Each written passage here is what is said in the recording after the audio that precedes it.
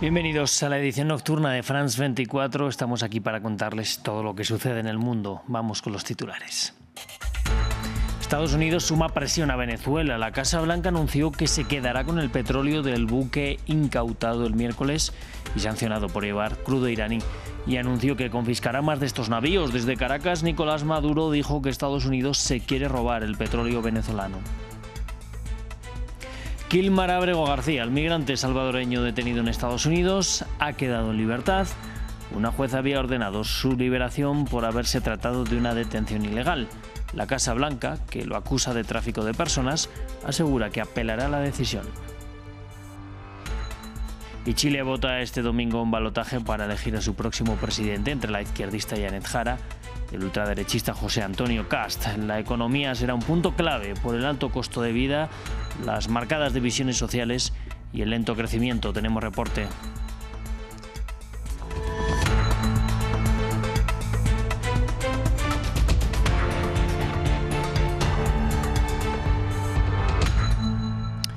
Abrimos el informativo un día más con la mirada puesta en el Caribe, después de que Estados Unidos incautara un petrolero vinculado al porte de petróleo iraní. La Casa Blanca aumentó la presión y afirma que llevará a cabo más incautaciones en aguas cercanas a Venezuela. El presidente Nicolás Maduro dijo que Estados Unidos quiere robarse el petróleo de Venezuela.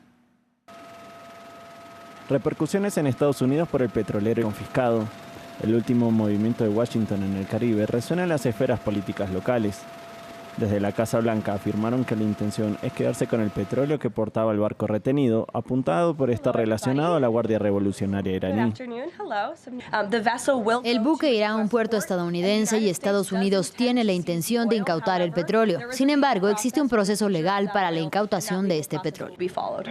Las acciones militares frente a las costas de Venezuela han subido la tensión en las últimas semanas y generan preocupación dentro del Senado, con opiniones divididas.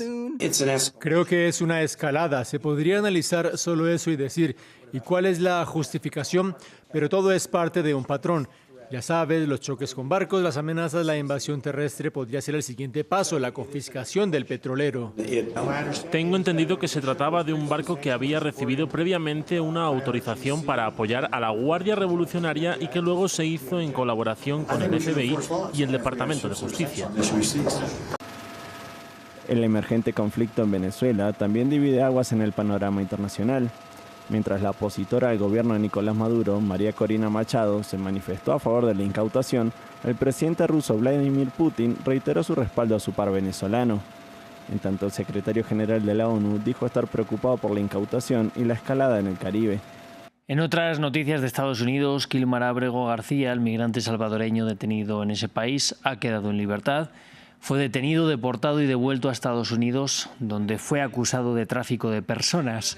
Pero una juez había ordenado su liberación por haberse tratado de una detención ilegal. La Casa Blanca asegura que apelará la decisión y ataca a la juez alegando que opera como una activista judicial. La Casa Blanca se opuso a este activismo de un juez que realmente está actuando como activista judicial, lo cual hemos visto desafortunadamente en muchos casos en todo el país. Ábrego García está presente en nuestro país ilegalmente. Es un conocido traficante de personas. Es un conocido miembro de una banda. La administración tiene pruebas de ello. Y como vieron, del Departamento de Seguridad Nacional emitieron una declaración diciendo que continuarán peleando esta batalla legal en la Corte. Y la economía es un tema central para millones de chilenos y chilenas. La ciudadanía llega a las elecciones de este domingo presionada por el alto costo de la vida, las marcadas divisiones sociales y el lento crecimiento. Muchos consideran que la gestión del presidente Gabriel Boric no logró resolver estos temas pese a las promesas de lograr una sociedad más justa. Desde Santiago, la capital chilena, nos reporta Martín Gripo. La economía de Chile es un tema que preocupa a la ciudadanía de cara a la segunda vuelta presidencial. En un país altamente desigual y con un alto costo de vida, existe la sensación entre algunos ciudadanos que el gobierno de Gabriel Boric no logró achicar las brechas. No, el costo de vida está cada día más caro. No más, cuesta más ganarte la platita para poder sostener el sustento de la casa. Y ahora se bajó mucho ahora uno se va con menos plata que antes. De acuerdo al Instituto Nacional de Estadística, a noviembre de este año la inflación fue del 3,4% interanual. Esto, junto al alto costo de las viviendas, presiona a muchas familias. Bueno, situación económica en Chile después de la pandemia se fue al suelo.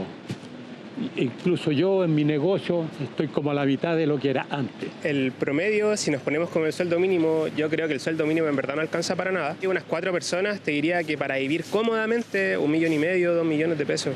Porque si no, no se pueden dar esos gustitos que a veces todos necesitan.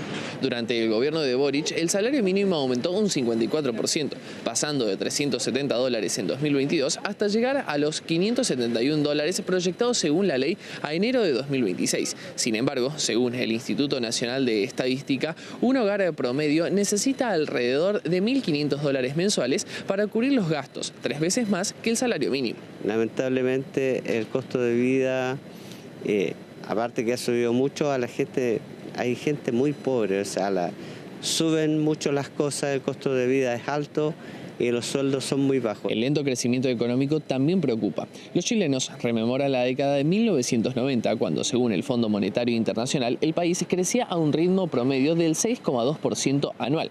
Pero estos números parecen muy alejados. El crecimiento económico y la productividad se han desacelerado en los últimos años, y tanto el FMI como el Banco Central chileno proyectan cerrar el año con un crecimiento del 2,5%.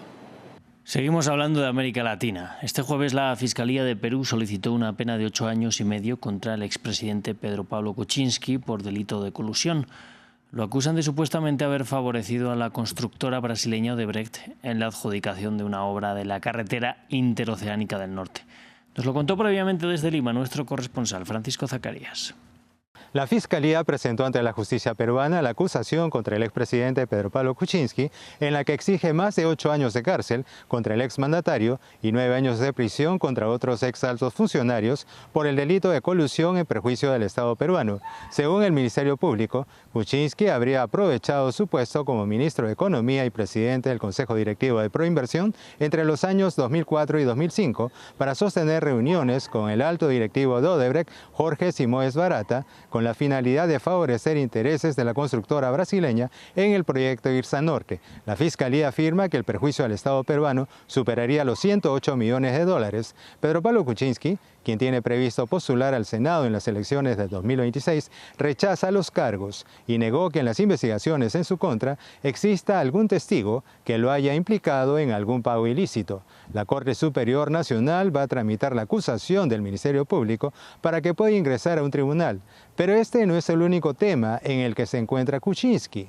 Sobre él recae otra acusación de la Fiscalía en la que se exige 35 años de cárcel por el delito de lavado de activos por el caso Westfield Capital, que también está relacionado a Odebrecht. A sus 87 años, el exmandatario peruano afronta un panorama legal más que complicado.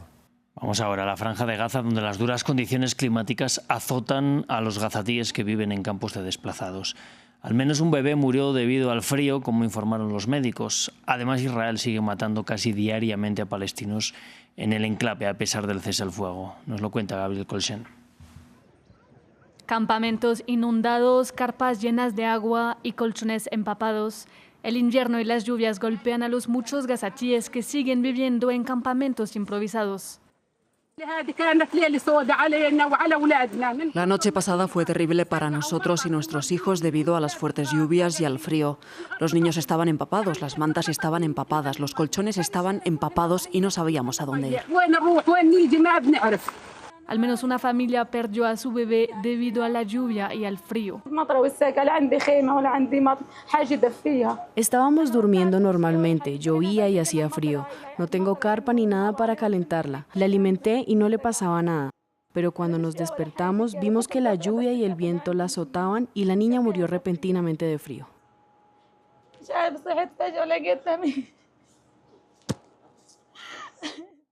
La Defensa Civil pide casas móviles para los habitantes de Gaza, mientras Israel sigue bloqueando la entrada de parte de los equipos necesarios al enclave. En Han Yunis, la gente se despidió de 2 adolescentes que el ejército israelí mató con disparos el miércoles. Este es mi sobrino, tenía 15 años, llevaba un año viviendo cerca de la zona de Al-Alam y se dirigía a visitar a su tío. Iba a casa de su tío. Los camiones estaban entrando, los judíos empezaron a disparar y le alcanzó una bala en la cabeza. ¿Cómo es posible que haya una tregua, que hayan acordado una tregua y hayan firmado una tregua mientras disparan a nuestros hijos? Según el Ministerio de Sanidad gazatí, el ejército de Israel ha matado a al menos 379 palestinos en los 2 primeros meses de alto el fuego. Así nos vamos a despedir. Yo les invito a que sigan aquí con nosotros en France 24. Como siempre, gracias por elegirnos.